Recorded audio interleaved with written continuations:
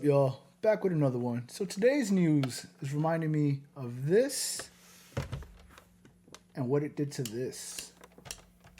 They call me a god. They call me a god. So for those that don't know, Microsoft announced that they're putting Gears of War Reloaded on the PS5 and a few other consoles on Steam. The main thing, it being on PlayStation, sort of negates the fact that people buy consoles for the first party exclusives. Most people bought a Series X to play first party games on there. People that bought PlayStation 5s are now reaping the benefits of buying a PS5. They're playing Sony first party games, and now they're playing Microsoft first party games on the PS5. As a gamer, I don't care. If you're new to the channel, you know we don't care about the console wars here. We don't care about any of that fanboy tribalism. We care about the games and the gamers, the consumers, which is us. And this isn't good for consumers. I'll get that out the way right away, and I'll explain why.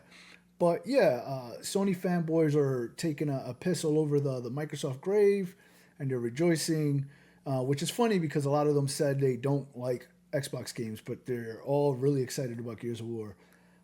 As a consumer, I see this as Sony slowly getting more and more market share, forming sort of a monopoly.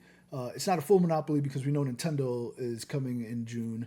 But yeah, they have a strong argument to be the market leader now. They already are the market leader, but now they have a stronger argument to keep that. As a consumer, this is scary. Anyone with a little bit of business sense understands what this means. Look at Steam and look at what Valve has sort of become after the massive success of Steam. They don't release games. They don't have any incentive to release games. People are going to buy into Steam regardless. That's where you get most of your games. So they make money off that little fee that they make from people buying games on their platform.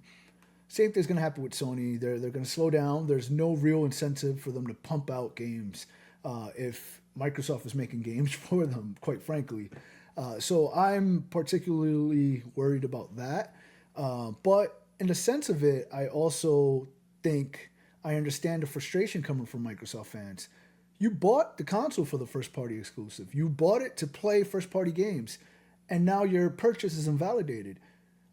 This is where we're all gamers, and I'm willing to bet. I'm not a gambling man, but I'm willing to bet. If you own an Xbox right now, you're beating yourself over the head saying, I should have just bought the PlayStation because I could play the PS5 exclusive games on the PlayStation, and I could have also played those Microsoft games I want, like Forza and Gears of War, and possibly Halo. It is what it is. As a gamer, I don't care because I'll play video games wherever they are. Microsoft fans, I get it. With that said, it makes me really think about the Dreamcast. Is this the beginning of the end for Microsoft as a hardware, Xbox as a hardware company? I won't say Microsoft. Microsoft is always going to be Microsoft. I think maybe this is it. I don't see any incentive for Xbox to make another console. Why? They could just put their games wherever they want. Reminds me of the Dreamcast and Sega. Most of us probably played Sonic Adventure 2 on GameCube or something else. I know none of us played Shenmue 2 on the Dreamcast, and most of my friends played Phantasy Star Online on something other than the Dreamcast, Xbox, GameCube, and it's crazy. It's crazy because at one point, Microsoft really held the lead and the industry down for a bit. We wouldn't have, and this is why I say competition is important. We wouldn't have online gaming how we have it today if it wasn't for the Xbox. Xbox Live, I remember when it came out, everyone yelled and complained, but it was instrumental to what we have now, to the PSN infrastructure, the PlayStation Store, to Steam even. When Xbox Live came out on the 360, that was revolutionary. Sony didn't have anything like that. I don't know if you're too young to remember. Most people my age in their early 30s, mid 30s, and older, they understand online infrastructure was booty. It wasn't good. The PS2, you had to buy like two adapters to fully enjoy the online experience. And then Microsoft had Xbox Live that just worked with friends lists across games.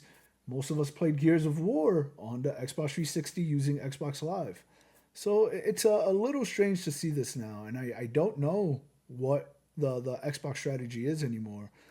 Phil has let a lot of his fans down. Fanboys, I'm telling y'all now, drop it all. The reckoning is coming.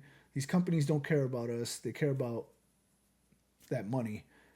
We're gonna see things get worse before they get better, especially if Sony is in control of all of this. We're gonna see them pump out games whenever they want, take their time. I don't know. It's an interesting time. But yeah, I just want to hear people's thoughts. Let's get into the comment section and discuss it. And as always, like, share, subscribe, but most of all, be well. Peace. They call me a god.